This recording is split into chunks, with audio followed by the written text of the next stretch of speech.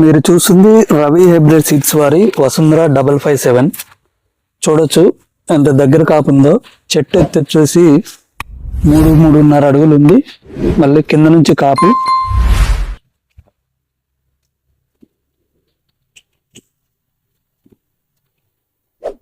చెట్టు మొత్తం కాపు చూసుకోవచ్చు. ఒక్క చెట్టుని కాదు, ప్రతి చెట్టు అంతే ఉంది. కేవలం గొడుగు కొమ్మలకే కాపని కాదు, మళ్ళీ కింద నుంచి కూడా.